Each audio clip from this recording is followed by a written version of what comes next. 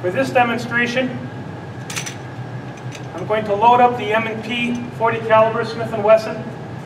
It's the same weapon P.O. Manney used. It's not his weapon, that's on inventory, but it's the same thing other than that he would have been using, other than, of course, the serial number.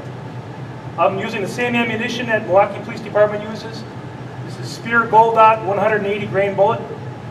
There's 14 rounds in here.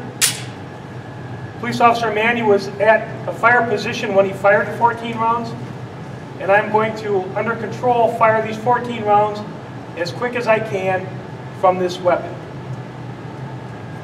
I'm using a packed timer.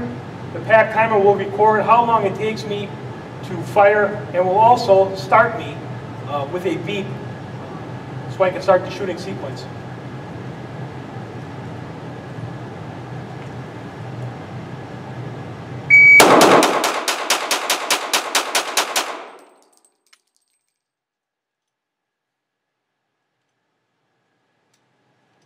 After firing all 14 rounds, you'll notice that the gun is actually left in what's called a lockback position.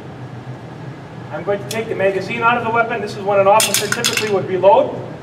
The weapon is now empty. I'll double check it and put it back into my holster. The timer recorded 2.99 seconds for all 14 rounds fired from this weapon.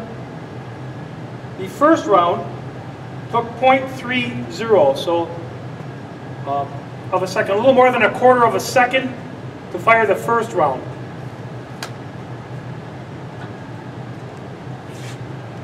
Obviously, P.O. Manney would not have, starting with the timer, the situation was fluid for him.